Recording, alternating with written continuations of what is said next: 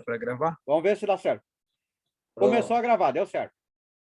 Pronto, grava aí, por favor.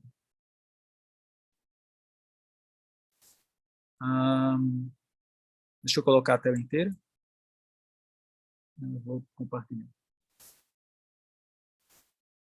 Eu acho que é essa aqui. Não pegou ainda.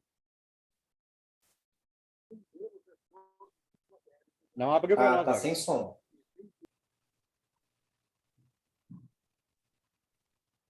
Bem, era isso que eu queria mostrar para contextualizar, André, a nossa apresentação hoje, né? O nosso debate, digamos assim, né? Bem legal Eu essa acho matéria. essa matéria ilustra bem o que a gente quer, pelo menos o que eu penso em passar, porque é realmente uma preocupação, né? Ajudar as pessoas a se cuidarem, né? A sair dessa, né? Que não é fácil. Você viu aí os índices, né, de depressão no mundo são gigantescos. E agora com a Covid, tende a ampliar, potencializar isso, ficou em muitas pessoas ficarem em casa, outras com medo, né, de sair de casa, enfim, é um monte de situações aí complicadas. Mas aí é que está o problema, a questão do medo. Porque, assim, espiritualmente, a Covid e vírus semelhantes, o miasma desses vírus é o medo. Ou seja, o medo é uma coisa que causa a doença. Dentro da homeopatia, a gente tem a teoria dos miasmas, que são egrégoras negativas. E a miasma do Covid é o medo. Então, quanto mais medo a população tiver, mais Covid eles vão ter, vão atrair isso para eles. Então, é necessário exatamente seria o contrário, seria ter a coragem em enfrentar isso para ter a cura dessa doença. Agora, Josué, para quem está passando por isso, eu sei porque eu passei, por mais que a gente tenha todo esse racionalismo assim, quem está passando, cara, é outra coisa. Sim, É cipuada. aqui a família passou. É paulada na cabeça. Não adianta você ler um livro. Não, peraí, que eu vou ler esse livro aqui, porque ele vai me ajudar. Ou então eu ler o Evangelho segundo o Espiritismo, que ele vai me ajudar. Sinceramente, vou ver uma palestra ali. Não tem nem cabeça de entender isso. Mas eu te digo assim, nós passamos aqui também por isso. Aqui não, a família toda pegou. Não, então, a questão da depressão, essa questão... É complicado, essas questões psíquicas, Sim. sabe? Não é só espiritual, tem muito de... Você vê aí que são os né? Os neurocientistas estudando, porque tem muita gente que acha que são obsessores, nada disso, cara. Muitas vezes é a própria pessoa mesmo que cria aquela situação, os obsessores vêm depois, no caso, né? Eles não são as pessoas principais, aí, o pivô de tudo. Mas, Wagner, não é só apenas, obsessor não é apenas espírito desencarnado, existem pessoas que são obsidiadas pela personalidade de vidas passadas dela própria, e é o pior tipo de obsessão que existe. Sim, sim. Mas a questão aqui que a gente está apresentando, Josué, é o viés mais científico, entendeu? Aqui é a questão da ayahuasca, ele vai ajudar no seguinte aspecto.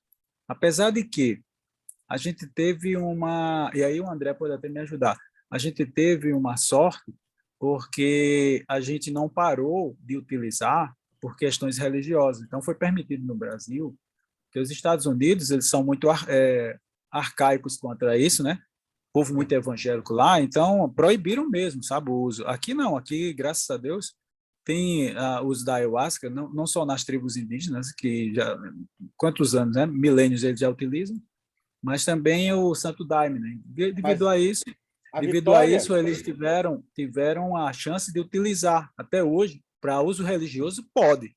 Não pode usar para uso recreativo. Né? Queriam proibir. A Vitória foi da União do Vegetal, que ela tem muita gente de alta faculdade ali dentro, médicos, advogados. A União do Vegetal que conseguiu manter isso aí, o uso da ayahuasca. Eles são muito poderosos nessa parte. Eu queria ouvir, André, um pouco sobre essa questão, André. Eu assisti um documentário no Netflix. A vez que eu despertei para o uso de psicodélicos foi em um documentário no Netflix e mostrava esta descoberta que aconteceu na década de 60, 70, mais ou menos nesse período, onde eles começaram a estudar os efeitos do LSD. E eles estavam verificando acerca de como que o LSD ele era eficaz para o tratamento de depressão profunda, como a gente viu na reportagem, e vícios também, como tabagismo e principalmente o alcoolismo. E era muito promissor porque, na maior parte, mais de 90% dos testes que eles fizeram gerou resultado em uma única sessão, uma única dose de LSD que a pessoa tomava, ela conseguia sair da depressão e sair do vício. Claro que com esse acompanhamento, né, como demonstrou aí. E eles acharam tão promissor, tão interessante o efeito e os resultados, eles estavam tão vibrantes em relação a isso, que foi postado em uma revista científica da época. E quando a revista ela saiu e foi para as bancas, ela saiu justamente no auge do movimento hippie. E aí o movimento hippie, que viu a reportagem e que tinha uma chamada atrativa, eles acabaram usando o LSD de maneiras mais criativas. E quando o governo começou a perceber essa onda de LSD associado à diversão, o governo caiu em cima. E aí o governo começou a distorcer acerca do uso do LSD e construíram um verdadeiro tabu, colocaram na legislação, fizeram as proibições e associaram a drogas ilícitas, e não era esta a iniciativa do LSD na época, né? Mas eles distorceram de tal forma que isso perdurou praticamente até os dias atuais. E nos dias atuais, quando a gente pensa ainda em LSD, quando a gente pensa em cogumelos mágicos, quando a gente pensa na própria ayahuasca, né? Quando a gente pensa nesses componentes que expandem a consciência, que a gente sabe que são medicinas que transformam a gente de formas profundas, mas a maior parte das pessoas tem grandes resistências e muita desta resistência que ela é criada na sociedade, ela vem muito forte desse período, onde as distorções políticas impediram esses experimentos. Agora, atualmente, isso está voltando. Tanto que aí tem essa reportagem, não apenas essa, tem esse documentário no Netflix. No Netflix tem um documentário interessante sobre os cogumelos, o nome do documentário é Fungos Extraordinários, maravilhosos, uma coisa assim. E outras pesquisas, né, que estão tomando cada vez mais campo para que a sociedade, os conselhos de medicina, de psicologia, voltem o olhar para o poder dos psicodélicos na transformação dos seres humanos. E nós sabemos que, quando fazemos o uso de algum tipo de psicodélico, nós entramos em contato com o nosso estado de espírito. A melhor forma que eu tenho para definir, por exemplo, a ayahuasca, é que ela me faz, não sei como é para vocês, mas para mim, ela me faz voltar literalmente para o estado de espírito. Eu tenho a sensação de que eu não tenho mais o meu corpo, de que eu sou apenas a minha mente, e tudo o que eu posso, tudo o que eu imagino eu posso, eu realizo. E aí começam a surgir a percepção de demandas, né, de fundo emocional, psicológico, não apenas conflitos, mas a gente também olha para o nosso lado iluminado, olha para o lado escuro, mas olha também para o lado iluminado. E isso vai muito ao encontro, na minha percepção, de uma das bases principais que o Espiritismo nos incentiva quando estamos falando sobre transformação e evolução, que é o conhece-te a ti mesmo, né? Então, quando a gente vê lá o meio prático, mais eficaz, o conhece-te a ti mesmo, esses componentes que entram em contato com o nosso corpo, que trazem essa expansão, são ótimas ferramentas de expansão de consciência e de geração. de autoconhecimento. Em particular, eu me transformei muito e nós vemos o quanto as pessoas, elas também vivem grandes transformações com esta experiência. E assim, eu penso também que, embora ela tenha, ela seja simbolizada, né, o DMT da ayahuasca, por exemplo, e outras, ela é simbolizada como a molécula do espírito. Eu vejo isso de uma forma metafórica, eu acho bonita essa metáfora, né? A molécula do espírito. Por um grande lado também, ela traz uma grande alteração química no corpo, uma grande transformação molecular, atômica, no sentido dos átomos e moléculas que compõem materialmente o nosso corpo físico. Ela faz a limpeza quando nós temos dentro de nós coisas que estão paradas, e aí às vezes a gente coloca isso para fora, né? Através do vômito, que é muito comum. E isto vai limpando até mesmo questões físicas que, sejam elas criadas energeticamente ou não, estão ou estavam estabelecidas em nosso corpo. E eu poderia ficar aqui falando mais sobre os inúmeros benefícios na minha percepção. André, é interessante você falando aí, porque tem 2 livros assim que eu peguei.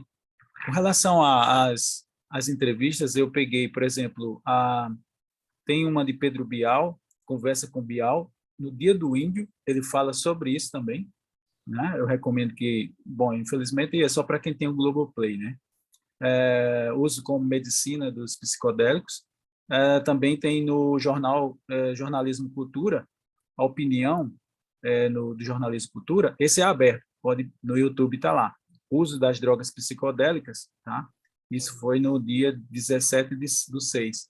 Mas aí eu ganhei de presente esse livro lá em Belém do Pará, de uma doutora, e ela vive em Belém e ela fez, na verdade, um grande estudo, né, sobre essas questões, e ela fez um quadro que se identifica bem com o que você falou, André. Eu até marquei esse quadro para mostrar, né? Vou ver se eu acho daqui a pouco. E outro livro que eu vi falando sobre isso, porque não é tão fácil encontrar, né, literatura sobre. Apesar de que tem muitos artigos, tem outros livros, lógico, de estudiosos sobre. Mas eu encontrei um livro chamado Toque, que ele é de um rapaz, o Dogan, que ele vivenciou a experiência, né? Ele quase morreu. Ele era um cara que trabalhava no socorro, né? E aí ele acabou tendo um acidente lá no gelo e ficou praticamente paralisado. E depois ficou curado graças a essas terapias, né? Ele teve conhecimento, essas terapias energéticas, mas mesmo assim ficou com uma dor tremenda que ele não conseguia explicar, e os médicos também não conseguiam debelar. A única coisa que os médicos faziam era passar a medicação. E ele achava isso meio que estranho, porque se não era de origem orgânica, onde é que estava? Na verdade, era emocional, né? E quem foi que debelou essa dor? Foi a ayahuasca. Então, um brasileiro nos Estados Unidos, amigo dele, né? Ele cita até o nome, é até conhecido esse brasileiro aqui, ele fala no livro. Ele fez uma experiência, né, da ayahuasca, e ele era o condutor, né? Porque tem que ter alguém para conduzir, né? E ele estava lá, passou a noite nesse processo curativo, e ele relata nesse livro aqui experiências extraordinárias, inclusive de purgagem mesmo, né? Porque é muito forte a experiência da ayahuasca. E no final, assim, quando foi pela manhã, ele começou a fazer algumas técnicas energéticas que ele faz, meditação e tal, e ele ficou observando que 80% da dor tinha ido embora, né? E pouco tempo depois ficou sem dor nenhuma, quer dizer, era de ordem emocional. Emocional. E a experiência foi fantástica com relação bom, se é de ordem emocional, então a ayahuasca potencializa esse processo curativo, né? Demais. Por isso que, assim, na minha percepção, talvez seja um julgamento da minha parte, é um julgamento da minha parte. Quando eu percebo, por exemplo, o uso da ayahuasca, mesmo que nos rituais, mesmo que no contexto certo, mas sem um objetivo bem especificado. Um objetivo bem especificado para eu ir lá e tomar o chá. Qual é o meu objetivo? Apenas estar lá? Apenas voltar para aquele estado? Apenas sentir aquilo? Ou eu posso aproveitar e ter um objetivo maior, aprender alguma coisa, descobrir alguma coisa sobre mim? Então eu vejo, e isso é o mesmo no contexto da religião, seja qualquer doutrina, né? Onde às vezes as pessoas elas estão ali, mas elas não têm um objetivo bem formulado sobre o que é que eu estou fazendo aqui, o que eu quero obter em relação a isso. Então, assim, na minha percepção, não basta eu ir e tomar, mesmo que eu esteja no melhor contexto, envolvido pelas melhores pessoas. Não basta eu ir lá e tomar. Na minha percepção, quando eu vou para tomar, eu preciso ter um objetivo. O que eu quero com isso? O que eu quero olhar? O que eu quero tratar em mim? E uma das coisas que eu aprendi com uma terapeuta, que eu fiz 4 experiências de ayahuasca com ela, individual. Então, ela me guiava, ela me assistia, e ela me ensinou algo que fez muita diferença quando eu ia para as experiências, porque eu perguntei para ela assim, como que eu faço para saber o que é viagem daquilo que é algo que realmente precisa ser olhado? Porque tem bastante miração, né? Tem muitas imagens, cores, é psicodélico, né? Como que eu faço para separar isso daí? E ela me deu uma regrinha que para mim assim virou a chave. Ela falou, pergunta para a experiência, pergunta para a ayahuasca, ela responde para você, pede para ela. E aí ela me disse assim, o que eu deveria falar. Se for uma viagem, uma miragem, eu agradeço e libero. Se for algo que eu preciso olhar, me leva para o fundo da minha dor, para que eu possa aprender. E a partir disso, quando eu aprendi a pedir, me leve para o fundo da minha dor, foi aí que estas 3 experiências, porque a primeira eu não sabia exatamente, que estas 3 experiências que eu vivi ali com ela foram as experiências mais transformadoras que eu tive na minha vida. Foram pesadas, mas foram as mais transformadoras. E aí é por isso que até esse momento, talvez eu mude essa crença em algum momento da minha vida, porque as coisas elas são flexíveis, pelo menos como eu gosto de viver. Mas nesse momento eu acredito que se eu vou para uma experiência, eu preciso levar um propósito e não estar ali porque, nossa, eu vou tomar o chá e eu quero me sentir bem, e eu quero ter esse contato. Se eu tenho um objetivo vago, não é um objetivo. Me sentir bem não é objetivo. Estar lá não é objetivo. Eu preciso de um objetivo o mais claro e até, quem sabe, o mais concreto possível. Eu preciso conseguir mensurar o meu objetivo depois. Eu preciso saber se eu atingi esse objetivo depois. Se ele é vago, eu não tenho nem como mensurá-lo. Na última experiência que eu fui e eu queria incluir no meu coração o meu tio, um dos meus tios. E eu fiz um processo terapêutico com constelação familiar, que para mim foi bem significativo, e eu tomei consciência de que aquele era um tio distante. E eu não entendia o que acontece que esse tio está distante. E como que eu posso fazer para trazer esse tio de volta?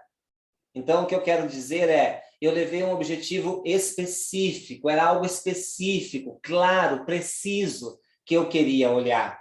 E é claro que eu consegui olhar para isso, eu consegui não apenas trabalhar isso, eu trabalhei com muito mais do que isso, eu incluí muito mais do que eu imaginava que eu seria capaz de incluir naquele dia.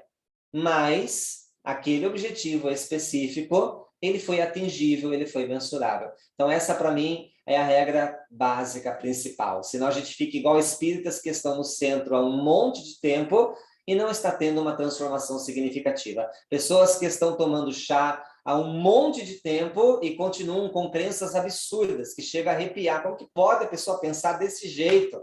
O que ela vai fazer tomar chá? Por que ela não pede para o chá olhar?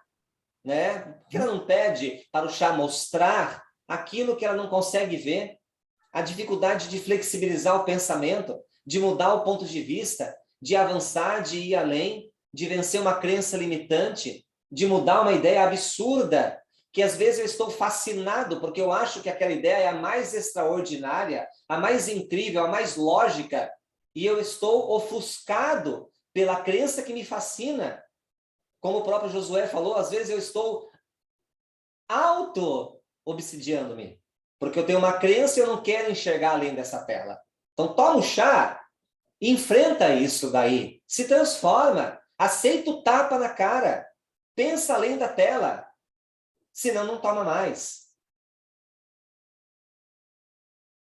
É igual ao Hans, né, que ele tomou o chá, ele tinha uma intenção, a intenção dele era ver essa questão dessa dor, né? E ele já vinha trabalhando essa dor, ele falou que foi para todos os especialistas, fez várias terapias, enfim. E aí ele foi focado, né? Quando ele foi fazer a experiência da ayahuasca, ele foi focado nessa dor. Ele queria viajar diretamente nessa dor. Ele queria explorar, ir até o fundo, e realmente ele fez. Ele faz uma descrição bem detalhada, eu tive até vontade de ler, mas é muito extensa. Mas é altamente transformadora, sabe?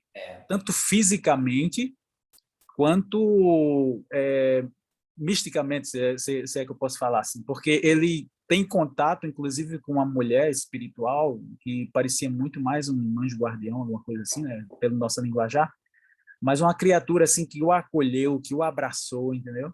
E mostrou a razão daquela dor, enfim, literalmente uma viagem transformadora, né? Essa é a questão, não é? Bom, assim, ó, na religião do Santo Daime, aonde eu fiquei uns 5 anos com eles, mais ou menos, nós fazíamos a cada 15 dias, a pessoa vai com a intenção de se desenvolver espiritualmente, de entrar em contato com os seus mentores espirituais e de se autotrabalhar, se descobrir a sua sombra, os seus defeitos, se auto-observar e a cada experiência ir trabalhando um pouco mais nessa sua reforma íntima. Isso na religião aonde eu pratiquei. Então, se vai, sim, com um objetivo. E se vê realmente esse objetivo se desenrolar. Além do que as experiências são muito vívidas. A gente trabalha muito com natureza, com plantas, a gente enxerga na experiência animais e plantas é como se estivesse vivenciando a experiência naquele lugar de natureza.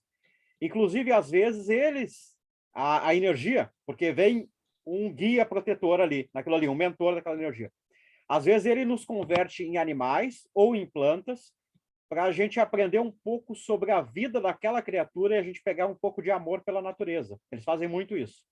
Além do que, eles nos levam em umbrais e também em colônias para a gente aprender tanto a dor da parte negativa, que a gente sofre quando viaja por essas zonas, quanto a bem-aventurança, a coisa boa das colônias positivas. Então, eles fazem tudo isso conosco. E, às vezes, eles nos dividem em personalidades múltiplas também, para a gente reavaliar o que a gente está fazendo. Aí, uma parte da nossa personalidade nos acusa de uma coisa que a gente realmente faz, a outra tenta se desculpar, para a gente buscar uma síntese daquilo, e quando a gente retornar da experiência do chá, a gente ter alguma atitude de mudança na nossa vida. É isso. Legal. Fantástico. A minha experiência, André, eu não sei se foi uma coisa escandalosa, porque eu vendo você usando o rapé, você foi tão sutil, você mostrando assim, e a minha experiência com o Álvaro Tucano, lá em Brasília, cara, eu simplesmente dei um grito, eu acho que Brasília inteira escutou, porque foi um negócio, foi uma coisa assim que mexeu comigo, ele magnetizou, sabe, ele explicou, eu tenho até o vídeo, depois eu mando para vocês, e aí, ó, aí ele disse assim, olha, eu estou aqui, aí fez as orações dele na linguagem tucano e disse, ó, aqui eu estou fazendo, ele disse até assim, eu estou imantando, né, quer dizer, estou magnetizando esse rapé para você, tu vou colocar aqui um pouquinho, era um instrumento gigantesco, assim, bem grande, e aí ele colocou na pontinha lá e soprou na minha narina, né? Aham. Rapaz, eu sinceramente, aquilo me preencheu, né, e eu gritei, né, fiz um grito assim, depois eu vi na filmagem também, e depois ele colocou na outra narina, e aí parecia até, André, que eu tinha 4 metros de altura, entendeu?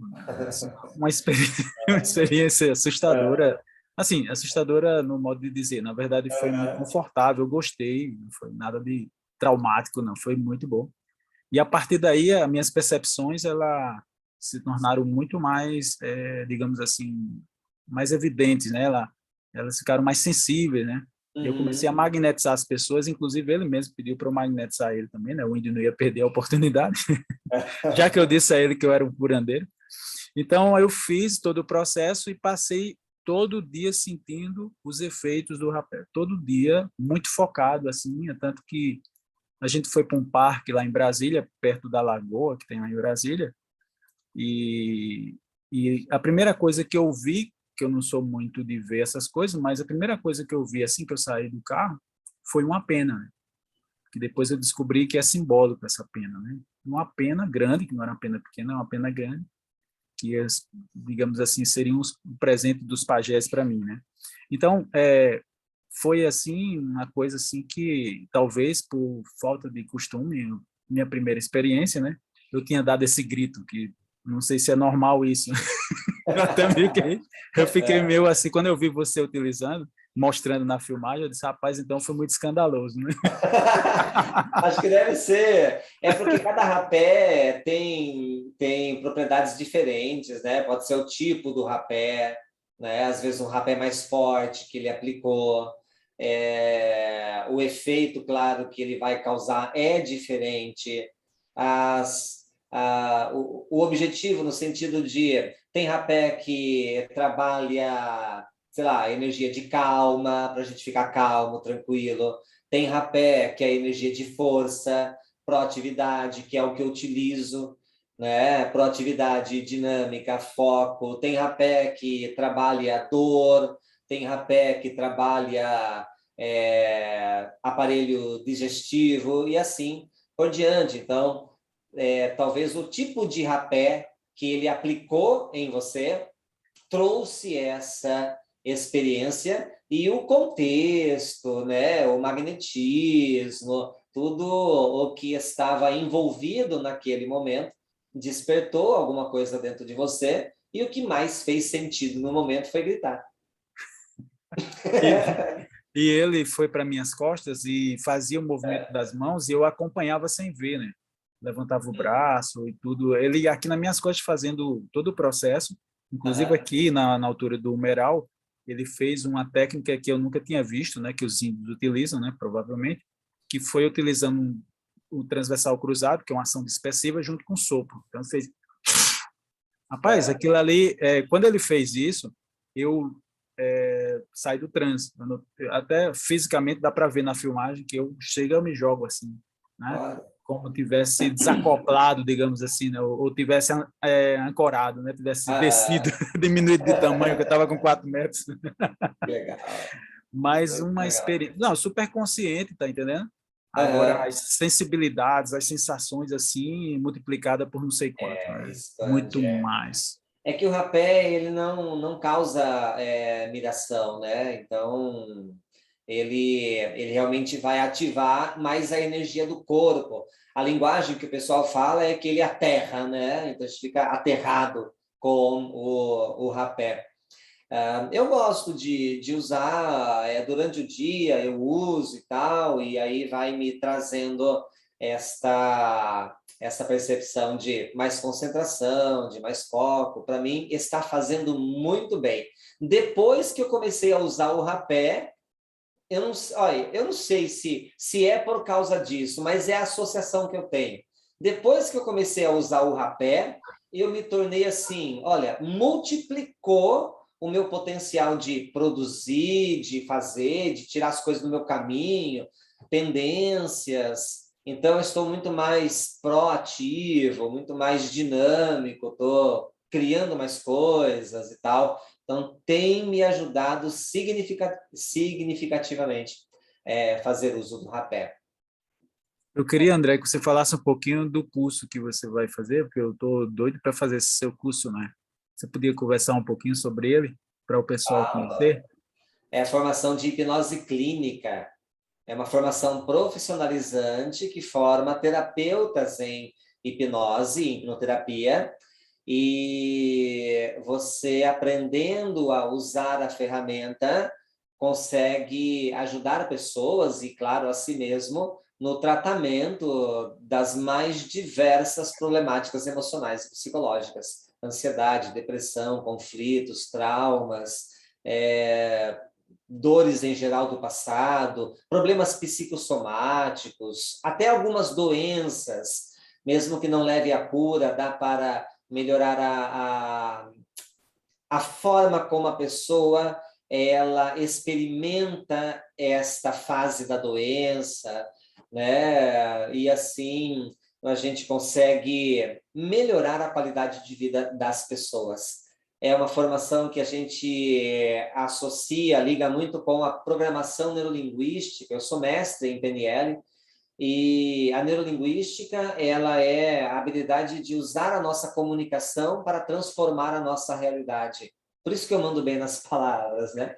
Então, a gente vai usando a comunicação e, através da linguagem, nós vamos conduzindo as pessoas a perceberem as coisas de formas diferentes. Então, é uma formação profissionalizante que forma terapeutas, e esses terapeutas aprendem a usar a hipnose para potencializar e acelerar a resposta que o cliente tem dentro da terapia. Então, uma terapia que levaria 1 ano, algumas vezes em 2, 3 sessões, se não uma, a pessoa consegue resolver definitivamente aquilo lá.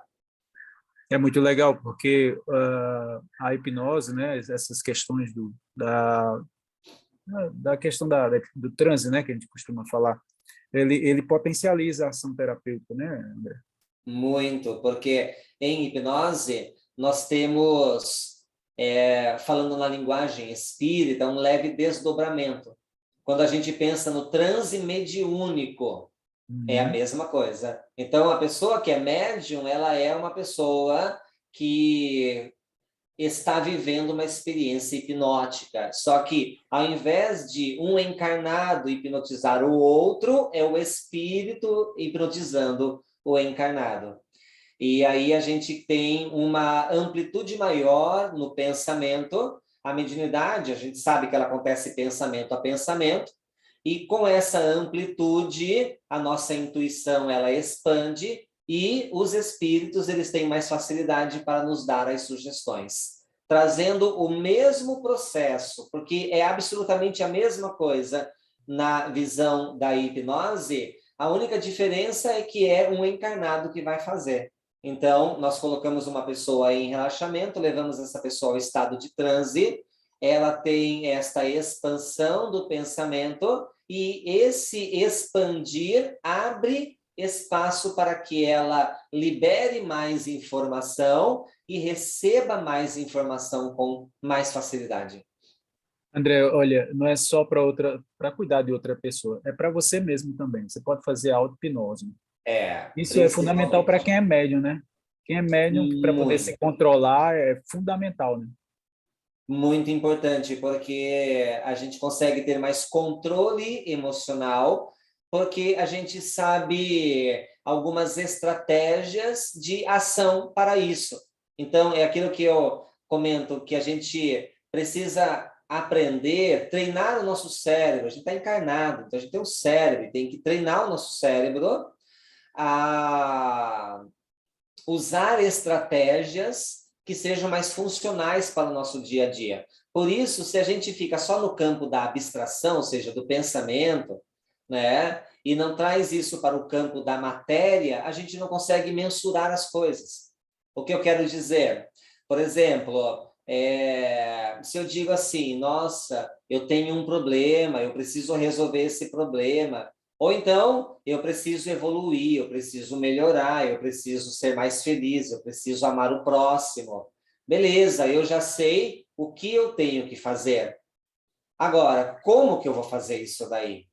Se eu não sei como, ou seja, se eu não tenho uma estratégia comportamental, fica muito trabalhoso de conseguir resolver essa questão que está no nível mental. Tem que tirar do mental e trazer para o físico.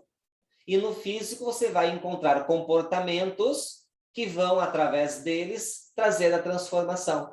Então, quando a gente faz auto-hipnose, é uma forma de agir, né? É um comportamento que eu posso ter, entrar em auto-hipnose, para que na experiência com auto-hipnose eu me dê sugestões, um outro tipo de ação, é um outro comportamento. Então, eu vou me dar sugestões, e estas sugestões que eu vou me dar, elas precisam ter objetivo, específico e mensurável. Porque não adianta nada eu me dar sugestões abertas. Agora eu me sinto bem, uma luz enorme vem e me envolve. Tá, beleza. Qual que é o objetivo disso? Se eu não tenho objetivo, eu não tenho como mensurar. Eu quero ser feliz, mas eu não tenho objetivo em relação a isso. Porque é muito amplo, então eu não sei quando eu estarei feliz. E aí, de repente, é igual uma viagem que a gente faz, que a gente já passou do lugar que a gente tinha que ir, mas como eu não estou atento, porque eu não tenho como mensurar, eu dei prosseguimento. E como eu dei prosseguimento, sem saber que eu já passei, eu continuo com a sensação de que eu não cheguei, quando na verdade eu já passei. Porque eu não estou atento a métricas. Eu tenho que ter métricas. A vida precisa de métricas. Seja encarnado, desencarnado, tem que ter métrica. Como que você vai saber se você atingiu? Então, entrei em auto-hipnose, me dou sugestões específicas para que quando eu começar a ter o resultado, como foi específico, ele fica mensurável. Por exemplo, eu quero gritar menos com as pessoas. Legal, é específico e é mensurável. Aí eu fiz a auto-hipnose, me dei esse tipo de sugestão. E eu começo a perceber que, nossa, que legal, eu parei de gritar. Legal, resolvi. Eu atingi o resultado, porque foi algo específico. Agora, se eu digo assim, eu quero tratar melhor as pessoas, tá, beleza, como?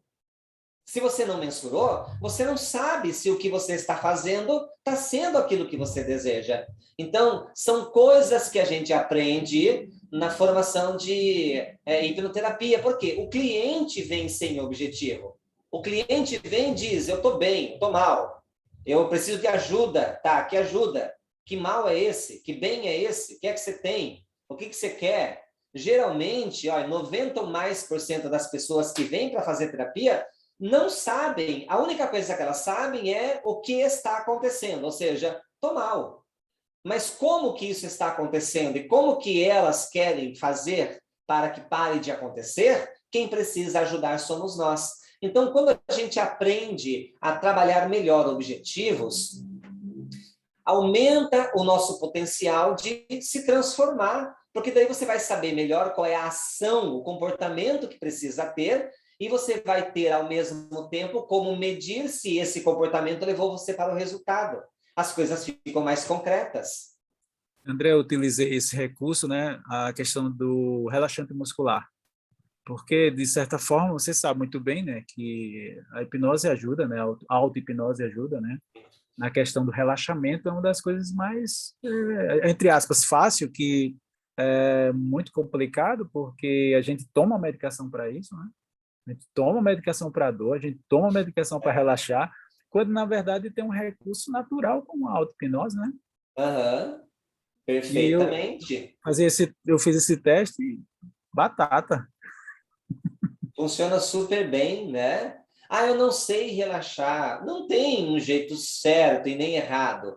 Tem um jeito que você se sinta relaxado. Ah, eu estou relaxado, legal. Então segue isso. E aí aumenta esse estado de relaxamento, né?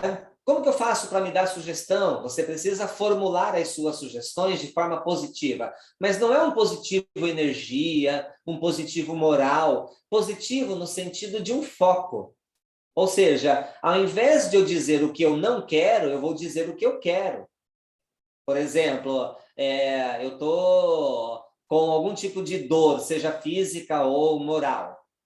Ao invés de dizer, não quero sentir essa dor, eu preciso talvez dizer, eu quero me sentir aliviado, eu quero me sentir leve, eu quero que essa dor pare, e assim por diante. Então, você vai dizer o que você quer. Então, entrei em relaxamento, defino o meu objetivo, me dou sugestões acerca daquilo que eu quero e crio uma imagem mental. E me visualizo com aquele resultado. Ponho cores nessa imagem, luzes nessa imagem, movimento. Crio uma imagem que tenha um grande potencial para que o meu cérebro tenha prazer de conquistar aquele resultado. Eu preciso de 2 recursos fundamentais para a transformação: orgulho e prazer. Orgulho no sentido de, poxa, eu vou me sentir muito bem, orgulhoso de mim, realizado, quando eu estiver agindo daquele jeito. E o prazer é o prazer de ter conquistado. Vai ser muito prazeroso estar lá. Vou ter orgulho de mim e estarei me sentindo muito bem quando isso estiver acontecendo. Se eu não tenho orgulho da imagem que eu vejo, ou seja, não é exatamente o que eu quero, eu não vou ter motivação para poder conquistar esse resultado. Às vezes, a gente, como espíritas, que vai para as palestras e tem aquela pregação toda, né? As pessoas estão falando para a gente que a gente tem que melhorar. Aí eu olho para frente e eu não consigo criar uma imagem de eu melhor, porque eu não sei como é isso daí. Eu não consigo ainda ter um parâmetro. Aí a importância de eu começar a me questionar acerca do como, tá? Como que eu faço isso? Quais são os comportamentos? Se eu estiver tratando bem as pessoas, sendo educado, se eu estiver tratando bem a mim mesmo, me cuidando mais, se eu estiver mais higiênico, se eu estiver controlando mais as minhas finanças, se eu estiver mais calmo dentro de casa, com as pessoas, mais paciente,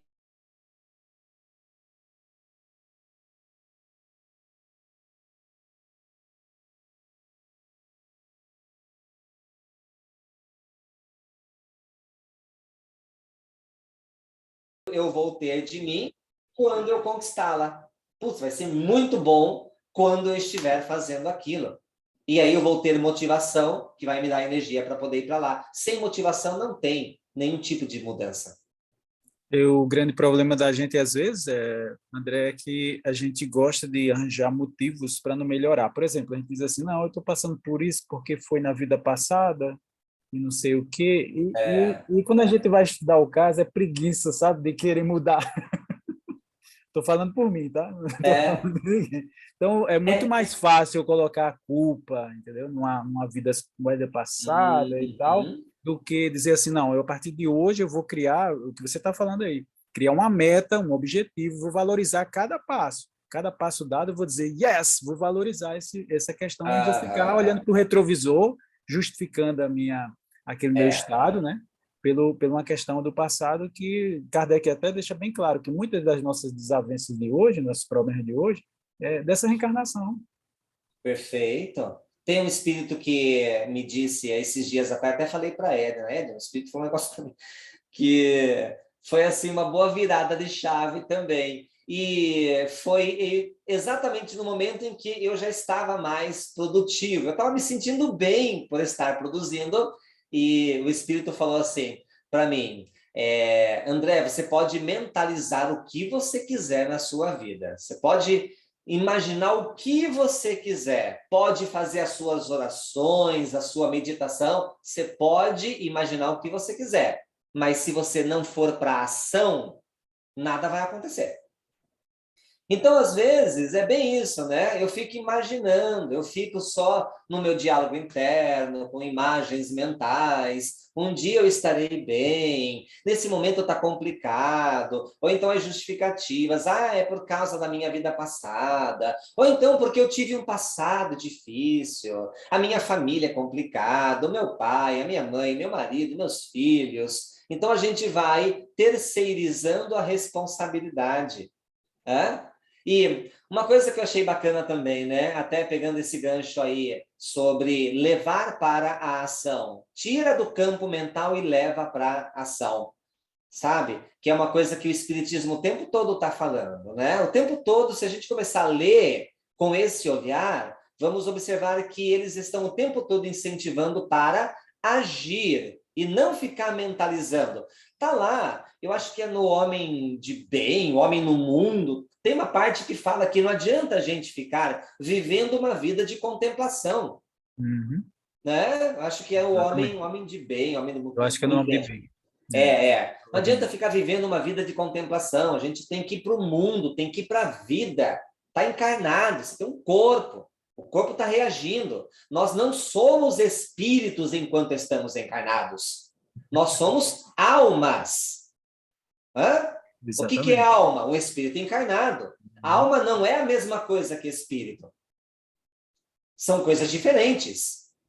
Não tem como igualar você ser espírito livre do corpo e você estar envolvido por um corpo. É totalmente diferente.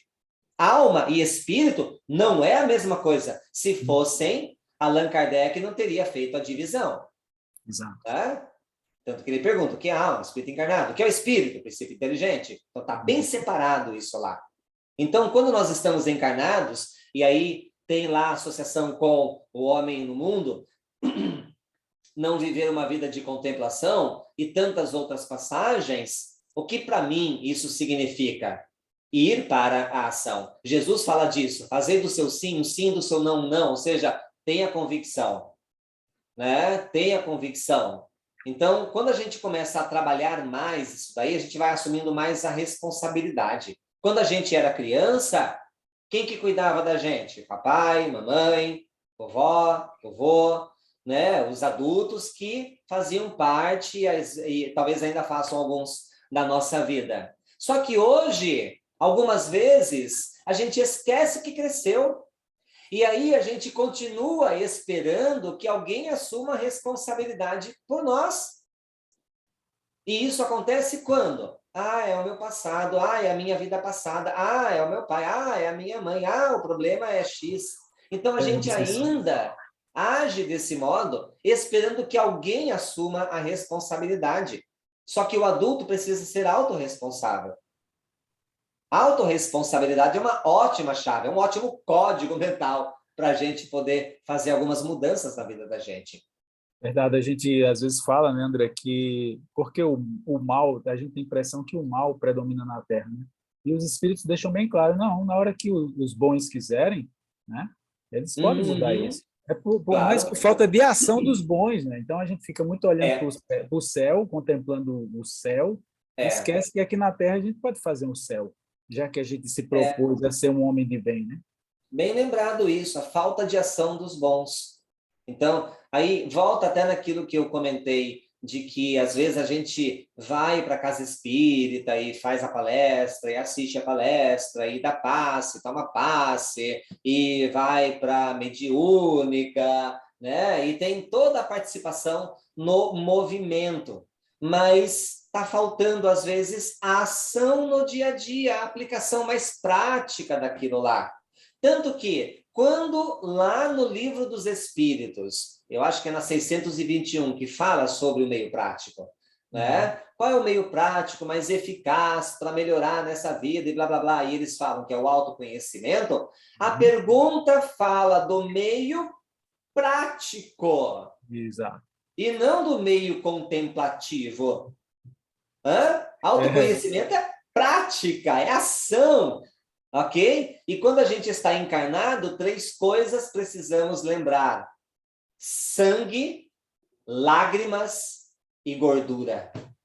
Você precisa gastar sangue, dar o seu sangue pelas coisas, lágrimas, porque às vezes a gente chora de alegria ou de dor, e gastar gordura, queimar gordura, trabalhando, indo para cima, ação.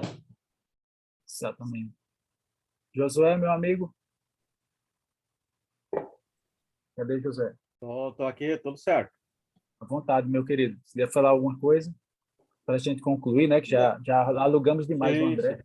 Para acrescentar, só que eu queria falar que, assim, Lá nos Estados Unidos, quando o LSD foi, como é que eu vou dizer? Não é cancelada a palavra, mas é quando ele foi proibido, um dos cientistas que fazia as experiências com o LSD, ele desenvolveu uma técnica de respiração chamada respiração holotrópica, que é muito utilizada por alguns terapeutas, que essa respiração holotrópica é um tipo de respiração onde a gente vai super oxigenar o nosso sangue e o nosso próprio corpo produz o DMT, o princípio da ayahuasca, através da glândula pineal, e isso nos leva a um estado de transe semelhante ao que a gente entra quando a gente toma ayahuasca.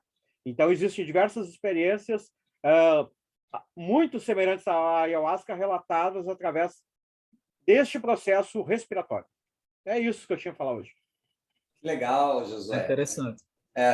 Eu sou o renascedor. O renascimento, ela usa o mesmo princípio da respiração holotrópica, só que com menos intensidade. Ela hiperventila também, mas sem causar tanto impacto no corpo. E tanto o renascimento quanto a holotrópica, elas produzem o mesmo efeito. A holotrópica, o efeito é mais rápido, porque há mais velocidade e intensidade, né? E o renascimento, como é mais suave, menos agressivo, assim, em relação ao ritmo respiratório, leva um tempo um tanto maior. Então, vamos imaginar, sei lá, chutando, 20 minutos holotrópica, 40 minutos, meia hora, 40 minutos, a do renascimento. Mas o efeito é o mesmo porque ambas vão hiperventilar. Olha, é bem legal, bem colocado essa lembrança. Legal, de forma natural, né? Natural. É uma das práticas que eu utilizo dentro do desenvolvimento da minha corrente mediúnica, é a respiração holotrópica. Porque ela faz esse aumento do campo, né? Da pessoa poder sentir o campo e facilita a aproximação dos mentores para poder acoplar no campo mediúnico dos médiuns em desenvolvimento. Então, são duas coisas que eu utilizo, a ayahuasca e a respiração holotrópica no desenvolvimento. Legal. Só que a ayahuasca é mais raro, ela é mais para o ritual de iniciação da pessoa mesmo, para a pessoa ter um contato íntimo com o mentor quando a pessoa nunca teve, principalmente se a pessoa for materialista, né? Não acreditar em nada. Então, ela tem que entrar a fundo. Legal. Bem, André, eu tenho que agradecer a você mais uma vez, né? Obrigado, gente. Por essa troca de conhecimento, esse momento maravilhoso de trocar ideias aqui. E vamos combinar outras lives aí, falando sobre essas questões, né?